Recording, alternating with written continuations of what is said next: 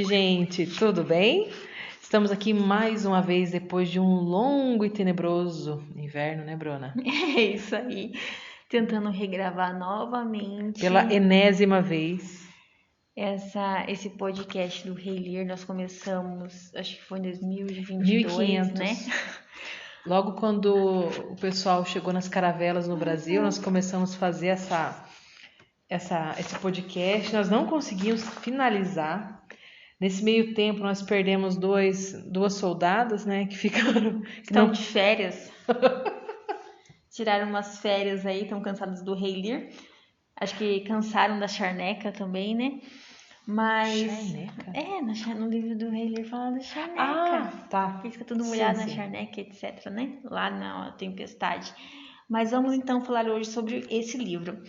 O que a gente vai falar? A gente vai fazer um breve resumo, vai ter spoiler. Quem não quiser ver o spoiler agora, não leu o livro ainda, baixa o livro na internet, em PDF, ou compra o livro. E também nós temos o resumo de cena por cena lá no nosso Instagram. Do Sanatório Literário. Isso, vocês podem acompanhar também ali, tá? Tá bem resumidinho, dá pra conseguir entender Você o livro. sabe que eu não gosto quando fala spoiler? Por quê? Porque daí eu lembro de uma marca antiga de cerveja que tinha spoiler. Tinha? Eu nem lembro dessa cerveja. Eu gostava. Acho que eu com saudade de tomar Eu cerveja. tive que falar, não vou dar spoiler. Mão de vaca, não vai dar cerveja nenhuma, né? Mas vamos lá então. Essa história, ela conta, é uma comédia trágica, né? Tem umas partes, poucas partes, mas tem que são engraçadas. Mas no final é tudo muito trágico. Tanto é que a gente sabe que tiveram várias versões desse teatro. E aí, no final, eles queriam que mudasse o final da história, porque era muito trágico. E aí os ingleses não queriam que continuasse, acabaram mudando e fazendo umas versões mais suaves, mais light, né? Então, essa história, ela fala sobre o rei Lear, que ele era o rei da Bretanha, e ele era um rei muito vaidoso. Ele tinha 3 filhas, a Goneril, Regane e Cordélia. Cordélia era o próprio coração do rei Lear. Ela era doce, serena e muito verdadeira. Só fazer uma observação sobre a Cordélia. Ela representa o espírito, tá? A Cordélia, então, ela é representada pelo espírito. Pode continuar, Silvia. Então, aí tínhamos também a Goneril e a Regane, que eram vaidosas tanto quanto o rei e muito ambiciosas também. E aí elas eram prometidas em casamento para o rei da França, Burgúndia, o duque de Burgúndia, o duque de Cornualha e o duque da Albânia. Tem algumas versões que a Cordélia se casa com o rei da França. Em outras versões, a Cordélia se casa com o rei da Albânia. Acho que é isso mesmo, que ela se casa. Cordélia, é isso mesmo. Aí, tá. Na hora, aí chega no ponto da vida do rei Lear que ele acha que ele tem que dividir o reino. E ele quer dividir em partes iguais para não ter contendas entre os reis, né? Aí tá. Aí a condição da divisão do reino é que as filhas têm que chegar até ele, e aí vem a prova de que o Lear era muito vaidoso.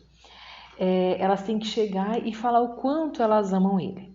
Até mesmo uma observação aí, Silvia, pra gente contextualizar melhor. O rei Lear, ele representa a imaturidade. Quando a gente fala que a Cordélia representa o espírito, guarda isso na cabeça. O Lear, ele representa a imaturidade e o Albânia a justiça. Então, vamos agora ver o resumo que a Silvia vai passar pra gente e tentar meditar isso daí também. Durante a história a gente chega com tanta raiva do Lear, porque tão imaturo que ele é mesmo. Porque é óbvio pra gente que tá lendo a história, eu acredito até para as pessoas lá na Idade Média, né, que estavam assistindo a peça, de que o rei é imaturo, ele é muito crianção, muito vaidoso. Eles querem, assim, a grosso modo, vamos dizer assim, um palavreado bem baixo dos dias de hoje, ele quer que o pessoal fique babando o ovo dele, né, falando, ele é o melhor, ele é o maioral. Então, aí ele quer que as filhas fiquem paparicando ele. Aí Goneril e Regane, nossa, enche o capotão dele. E a Cordélia não, ela é sincera e diz que ela ama ele como um pai, nada mais, nada menos. E aí ele deserda, coitadinha, né? Só porque ela não se declarou da forma que ele queria que se declarasse, né? E aí começa toda a confusão do reino. Nossa, aí ele acaba... O Quente, que era um dos amigos dele, o Quente, ele vem a defender Cordélia. E dessa forma o rei fica com tanta raiva que manda ele pro exílio, ele bane do reino dele. E o Quente era um cara bacana até, ele é um cara justo, né? E aí começa, do outro lado, outras confusões no reino de Gloucester. Gloucester, ele tem 2 filhos, um legítimo, que é Edgar, e o filho bastardo, que é Edmundo. Edmundo, ele quer a qualquer preço, ele quer ter terras, quer ser famoso e ter um título de nobreza. E o Edgar, por outro lado, é um cara mais puro, ele é sereno. E o Edmundo começa a tramar contra Edgar para fazer com que o pai fique contra ele. Manda umas cartas lá deixando que comprometa a reputação de Edmundo, e o coitado do Gloucester é tão bobo quanto o Rei Lear, né? Acaba caindo no conto do vigário. Sim, essa mesma história, ele tem uma parte maior que seria ali o Rei Lear com as 3 filhas e depois o Gloucester com os 2 filhos. Um que é legítimo e o outro que é ilegítimo. E esse ilegítimo tem muita inveja, né? Ele, como a Silvia falou, ele quer muitos bens. E aí, ao mesmo tempo, acontecem essas histórias aqui. Só que isso, ao mesmo tempo, representa o quê? Representa a criação, quando as passagens bíblicas ali da criação, né? Que tem o pai que fica contra o filho contra o pai. Ah, isso aqui mostra mesmo. A gente estava conversando antes, na nossa preparação da aula, falando que essa história ela foi baseada em muitas lendas, não vou dizer assim misticismo, mas muito superstição. Tanto é que Gloucester, ele atribui toda a desgraça do reino, essa confusão do Lear com as filhas e a confusão do próprio Gloucester com os filhos dele, com Edmundo e com Edgar, aos eclipses do Sol e da Lua que estavam acontecendo naquela época. E falava que isso não era uma coisa muito boa. Aí falava que isso gera um prenúncio de discórdias nos palácios, traições, filhos contra pais e pais contra filhos. E de fato isso veio a acontecer mesmo. E Edmundo ficava tirando sarro, falava assim: essa é a maravilhosa tolice do mundo. Quando as coisas não vão bem, você começa a botar culpa nos eclipses, na natureza, nos desastres, no sol, na lua, né? E aí Edmundo começa, numa outra cena, a falar mal do próprio pai dele. Sim, e ele tenta matar o pai, né? Acabar com o pai e com o outro irmão, para ficar com toda a herança. E ele também quer ficar com uma das duas irmãs da Cordélia, né? Não, e ele é tão malandro que aí ele sabia que ia ser difícil, né? As meninas, tanto a Cordélia não, a Regane e a Goneril, elas já estavam casadas, né? Goneril com o rei da Albânia e a Regane com o duque de Cornualha. Aí ele começa meio que... ele seduz elas, seduz elas. Se não der certo a reta intenção dele, que era ter as terras e o título, já que falhou no berço, né, que ele não conseguiu, porque ele era filho bastardo, já que ele falhou no berço, ele estava tentando conseguir de outras formas também. Ele já tinha conseguido o coração da Regane e da Goneril, aí ele pensava que ficaria mais fácil. Sim, com uma das duas ele esperava que desse certo, né? Só que ali, quando o rei Lear, ele divide o reino, né? Ele ia dividir o reino com as 3 filhas. Como a Cordélia não aceitou falar aquelas palavras que ele quisesse que falasse, que o Senhor é a pessoa que eu mais amo e tudo, eu disse, não posso, porque se eu falar que eu te amo muito, não tem por que eu casar, né? Eu não vou sair da casa do pai.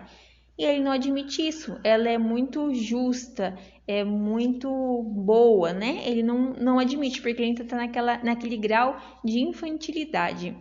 Não quer ouvir outra coisa. Terceira camada? Acho que por aí. E aí o que acontece? Ele divide o reino em dois, um para cada das outras filhas ali. E ele só faz um pedido, ele quer os 100 cavaleiros, tá? Ele quer esses 100 cavaleiros, desculpa. É o séquito dele, né? Que representa a continuidade de um rei. Se for um rei sem esses cavaleiros, ele não é nada, né? As duas concordam, porque daí o rei vai ficar morando um tempo na casa de uma filha e um tempo na casa de outra filha, né? E ele vai ter que levar esses 100 cavaleiros para lá, para cada casa. Só que daí nesse meio tempo vai dando muita confusão, esses homens fazem muita bagunça, porque é muita gente e elas não aguentam. Imagina, 10 pessoas na tua casa já fica estressado. Imagina 100, por mais que seja um palácio, né? Aí fica difícil, né? E aí começa tudo daí, porque elas querem os bens, só que ao mesmo tempo elas não querem o ônus, esse ônus que vem aí junto. O bônus. E o rei também não é uma pessoa muito fácil de lidar, porque ele maltratava os empregados, ele batia nos serviçais das filhas, né? Então a Gunhild já foi pegando ar com ele aí. Aí ela escreve uma carta para Regane, já falando, olha, não tá dando para aguentar o pai não. Ele vai para você e você vai ter que aguentar as pontas aí. Sim, só que além desses 100 cavaleiros, também tem o Bobo. O Bobo, a melhor parte da história é o Bobo. Ele aparece várias vezes na história. Ele é como se fosse uma pessoa muito, muito culta, muito inteligente, que ele pode fazer certas coisas que ninguém vai contra. Por quê? Porque ele é um bobo, então ele é uma das pessoas mais verdadeiras e que falam o que ele realmente quer ali na história, né? E o Bobo, ele representa na história o coro dessa tragédia. Ele representa ele como se fosse a voz da plateia. Então ele fala muita coisa que a plateia queria estar falando ali, mas não consegue, né? Ô Bruna, mas sabe o que eu acho legal? Assim que ele vai para casa da Cordélia, aí começam as primeiras confusões, né? Aí a gente não consegue entender direito se é uma crise de ansiedade que começa a dar no rei, que ele começa a ver a besteira que ele fez, ou se de fato são sinais da loucura que vai aparecendo com ele, né? Olha, eu estava assistindo a aula do Nasser, Silvia, aquela gravação que tem na internet. Eu acredito que o que aconteceu com ele foi o quê? Foi as filhas cortando esse séquito de seguidores dele. Aconteceu uma castração existencial para ele, porque ele se tocou que ele não era mais rei, porque elas vão pedindo para diminuir esse séquito que fica assim, mínimo, já não era muito, né? 100 para um rei. Quer dizer, seria assim o mínimo para ele, para conseguir manter, né? E ele vai ficando, acho que depressivo, vai cair na ficha, vai sentindo falta da Cordélia. É isso que eu ia te falar. Eu acho que assim, não é tanto pelo séquito que vai diminuindo, mas é porque ele já começa a ver, porque já no começo da história, já dá pra gente perceber que ele tinha um carinho pela Cordélia. E como na declaração a Cordélia não correspondeu da forma que ele queria, já foi um sinal de que não tava muito legal as coisas, né? Aí, depois, a hora que começa as confusões na casa da Gunhild, uma parte que eu achei legal é que daí o Kent, sempre se mostrando um cara fiel, né, leal ao rei, ele aparece disfarçado, porque o Kent foi banido lá atrás, porque ele foi defender a Cordélia. Ele defendeu ela porque o rei baniu ela, né, entregou ela para a França, e aí o Kent ficou sentido, porque ele percebeu. Ele era tão justo que ele percebeu já na hora que o rei tinha sido injusto com a filha. E aí, Kent também começou a perceber que a filha estava judiando dele, não estava sendo justa. E aí ele se disfarçou. Eu queria entender como que seria esse disfarce, né? Porque numa época onde você não tinha, hoje é fácil para as pessoas disfarçarem, né? Tem máscara, tem tanta coisa, né? Mas naquela época, sujar a cara, né? Então aí o Kent assume um outro nome, que é Caio, e aí vai e começa a peregrinar, junto com o Rei Lear também. Então, e aqui nessa história a gente vê que tem um caos absoluto. E quem que está governando esse caos são as duas filhas, tá? Então acontece muita coisa aqui, é interessante que todos leiam a obra, se quiser entender melhor, que a gente tá passando um resumo aqui, já tá passando bastante tempo, né? Mas vamos tentar aqui explicar. Mas acho que a gente pode se delongar um pouco mais, porque por tanto tempo que a gente enrolou esse podcast, a gente tem que fazer uma coisa mais caprichada, né? Então, mas quem que governa o caos? São as duas filhas lá, a Regane e a Goneril. E quem Mas o Edmundo também não perde para governar esse caos. E quem que vai acertar no meio desse caos? É o Kent. É o Bobo e o Edgar. Quem acerta? Porque quem que consegue se entender melhor? Quem consegue se encontrar ali? O Bobo, ele consegue dar várias palavras ali de aconselhamento para as outras pessoas, porque ele é bobo, então ele pode falar muita coisa. E o Edgar também vai se encontrar ali, tá? A Albânia também não fica muito atrás, né? A Albânia, ele se mostra muito no final da história só. É, porque no meio da história o Albânia some. O Albânia some, ele vai aparecer só no final, que para poder governar tudo, para poder regularizar esse caos. Ele some, né, Bruna, junto com os outros cunhados dele, né? Porque some Albânia, Cornualha quase não se fala, Borgonha, eu não lembro de Borgonha nada aqui na história. Sim, só que acho que é o Cornualha que morre, né? Eu acho tão engraçado, né? Cornualha, ele era o marido da Regane, foi o primeiro. Não vou nem falar o resto, que fica feio, né? Primeiro corno da história. Então, vamos aqui. O que acontece? Depois o Lear, ele sai, ele é expulso da casa das filhas, ele é seguido também pelo Bobo, que vai dando conselho para ele. E no meio dessa história acontece uma tempestade, tá? Uma tempestade mesmo. E todo mundo sofre nessa tempestade aí. Mas no meio dessa tempestade nasce a possibilidade da recuperação da razão. Quem que recupera a razão? O Lear, o Edgar e o Gloucester. Porque a gente não contou, mas o Gloucester, ele vai ficar cego também, né? Ele fica cego e o Edgar, disfarçado, vai conduzir o Gloucester. E o Gloucester, ele vai estar tão triste, assim, porque ele achou que o Edgar tinha sumido. E eles apontam muito o Edgar, que não tem mais perdão. O Edgar é um traidor, né? Mas antes ele acha que o Edgar é traidor. Depois, nesse meio do caminho, quando ele fica cego, ele percebe que o Edmundo estava errado e o Edgar, que era uma pessoa boa, que estava correta, né? Ele já estava cego, já a Goneril, né, que cega ele, o Gloucester, ele fica cego dos dois olhos, sem os olhos mesmo, e o Edgar vai conduzindo ele. E o Gloucester pede o Edgar tá disfarçado, ele tá como se fosse um mendigo, né?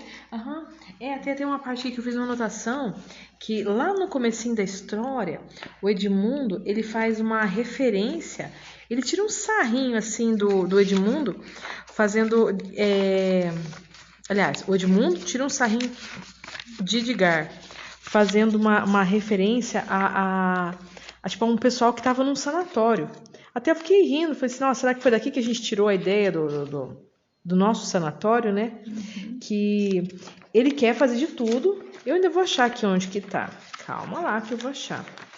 Então, mas eu vou comentando aqui. Aí falar do Bobo. Que o Bobo, ele é bobo, mas ele é o mais sábio e mais sensato de todos na cena. Ele dá conselho para todo mundo. Ele aconselha até a Kent. E ele faz umas frases que depois eu fiquei refletindo, achei muito bacana. Tem uma parte que ele falou que a verdade é um cachorro que se mete na casinha e precisa ser chibateada para sair. Aí tem uma outra frase também que ele fala, e é verdade mesmo, né? Se não puderes sorrir ao lado do vento, em pouco tempo apanharás resfriado. Eu achei até engraçado, né? Então, mas é o seguinte, Edmundo, ele não concorda com o pai, e aí ele fala, numa frase dele, lá quando ele está comentando sobre os prenúncios do eclipse do sol, ele fala sobre melancolia pérfida e fala sobre o tom de Bedlam. O termo Bedlam ele refere-se a mendigo, ao mendigo que foi usado para descrever os próprios mendigos e vagabundos que fugiam de doença mental. É como o pessoal que morava num lugar lá e fugia, né? E Bedlam o Tom de Bedlam é um poema anônimo do século XVII. Fala que é a maior letra anônima da língua inglesa.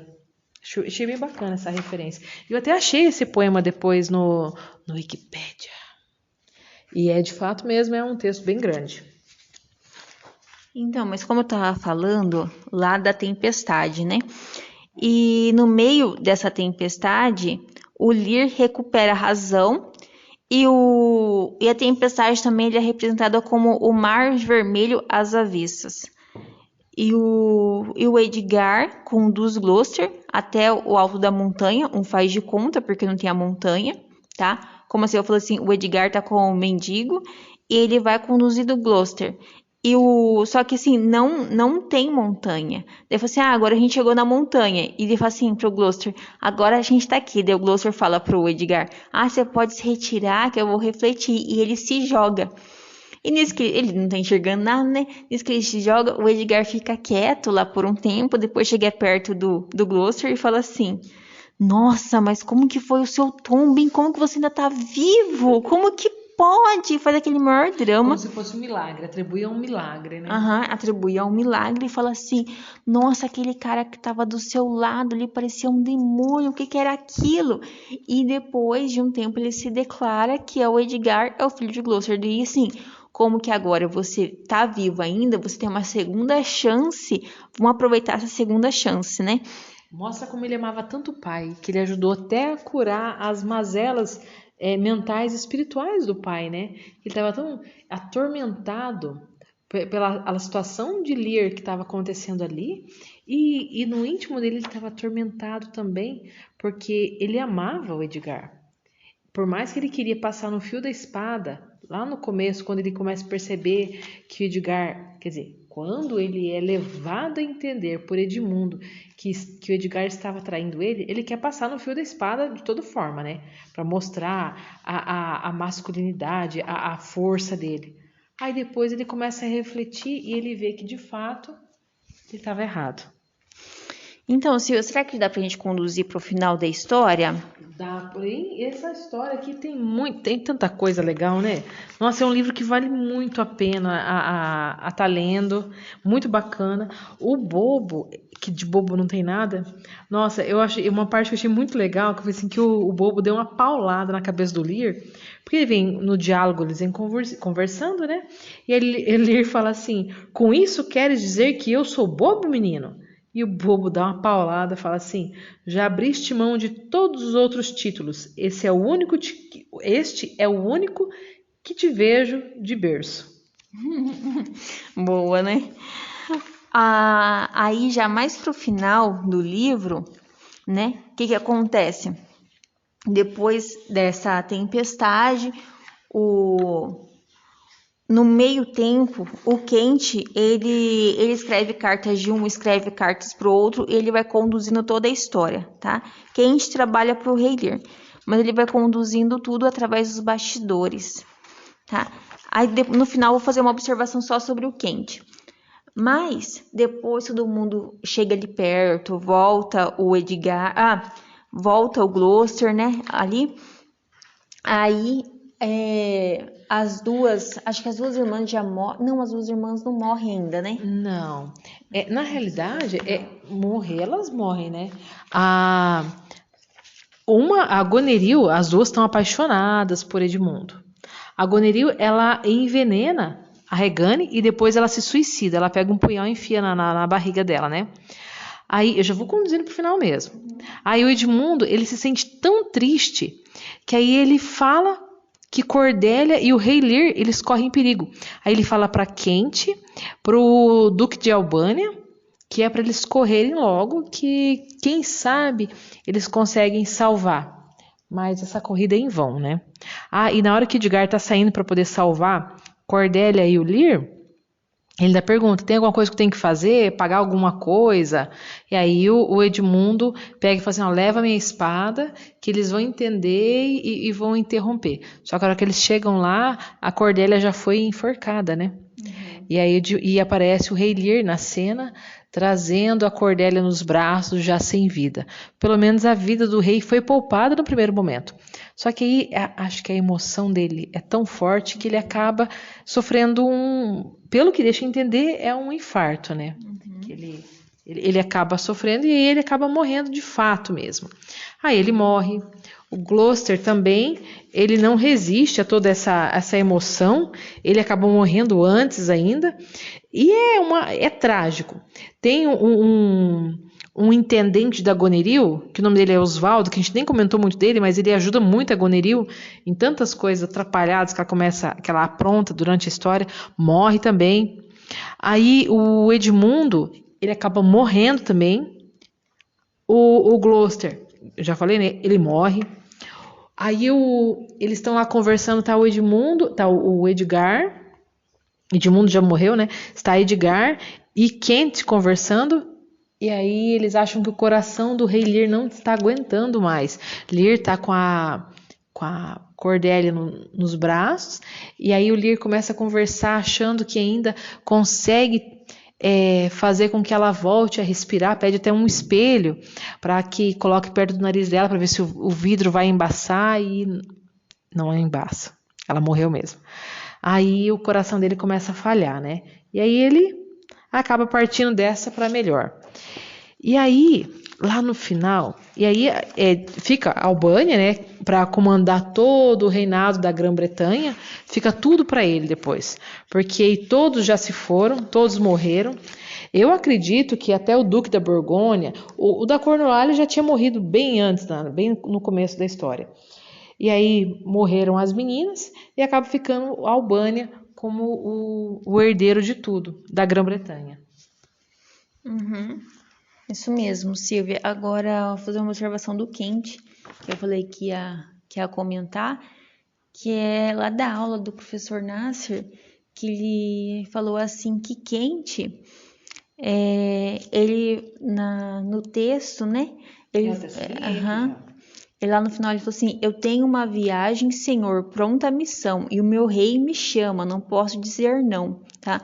Na hora de finalizar, ele fala que ele tem que, acho que a Albânia chama ele para ficar junto, né? Sim, Aí ele fala assim, a Albânia diz, né? Depois que todo mundo já morreu, ele fala: o corpo removei, luto geral vai ser a nossa ocupação precípua, se referindo a Kent, falando para Kent e a Edgar, se referindo aos corpos de Lear e da Cordélia. E sem contar, né, que já tinha morrido também a Regane e a Goneril. A Regane, ela foi envenenada pela Goneril. Isso, nossa. E depois a Goneril enfiou um punhal no próprio peito. Né? Aí ele fala: amigos d'alma, governai o estado que tão ferido se acha e malfadado. Onde Kent responde: para uma viagem longa vou partir. O mestre é que me chama, tenho de ir. Aí Albânia já rebate: do tempo triste somos os arrimos, digamos tão somente o que sentimos. Muito velho sofreu, mas desgraçada nossa velhice não será em nada. Nossa, me arrepiou. Muito bom, né? Mas aí até o professor Nasser deixa lá a pergunta: quem que é o rei de Kent? Porque ele fala que ele vai ter que fazer uma viagem e o rei tá chamando ele, não pode dizer não, né? Mas quem que é esse rei de Kent? Só que Lear já tinha morrido, né? Nesse momento aí. E Kent sempre foi tão fiel a Lear como sendo o único rei dele durante a história.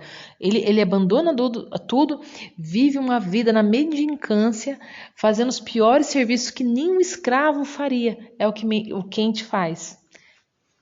Só que esse aí é um pedaço enigmático da história. Só que naquela época, como o Shakespeare ele escreveu, contextualizou essa peça entre os anos 7 e 8 a.C., né? E esse rei, o Nasser, ele acredita que era Jesus Cristo.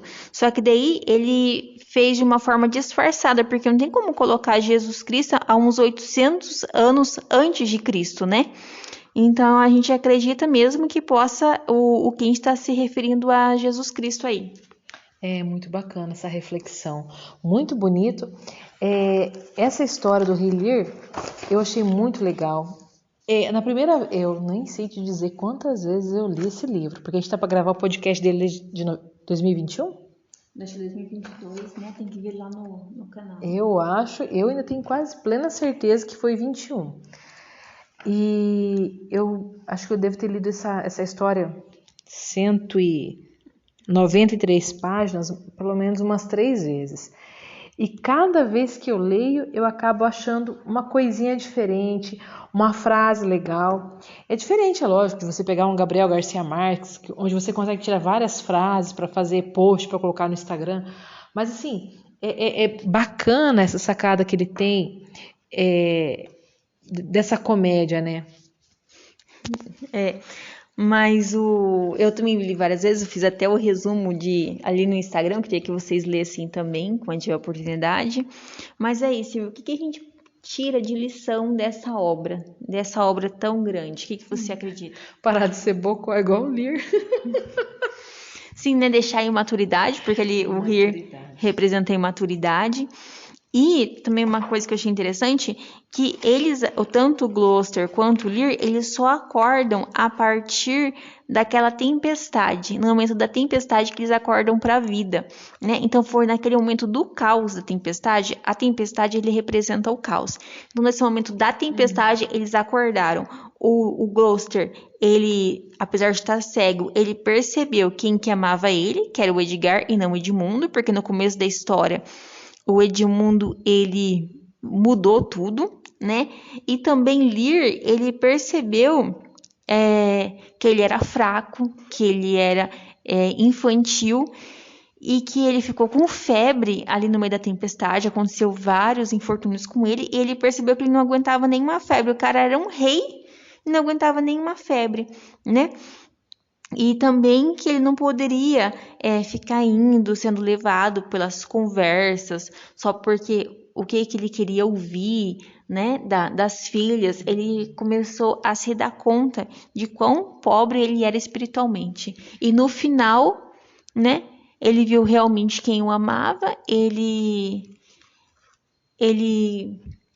como que eu poderia falar ali da filha dele? Ele aceitou o amor da filha dele, ele correspondeu ao amor da filha Da dele. Cordélia, né? Da Então, Cordélia. e isso faz sentido para nossa vida também, na questão do quantas vezes a gente consegue.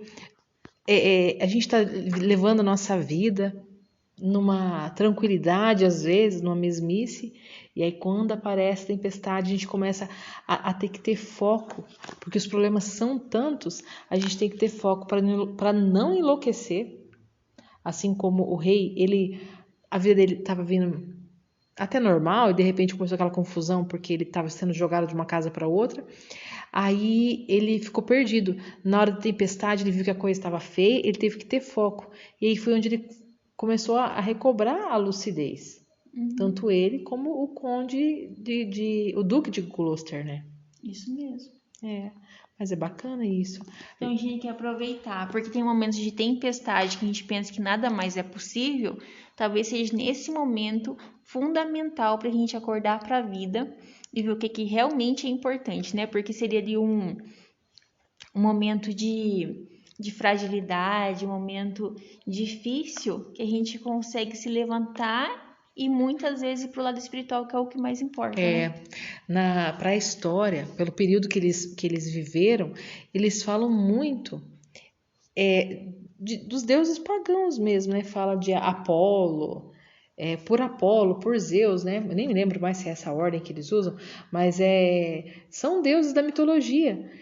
E porque eu acredito que na época, se falasse do cristianismo, se fosse pelo Deus verdadeiro, por Jesus Cristo, era perigoso eles até serem. Não, é porque é o contexto da história aconteceu 800 Tá anos antes bom. de Cristo, então não tinha ninguém falando de Cristo ali. Não, o contexto da história, né? Sim, mas aí o Shakespeare, ele quis contextualizar naquela época, até que o pessoal comenta que teve várias confusões ali, porque ele colocou França no meio, que na época nem existia o país, né?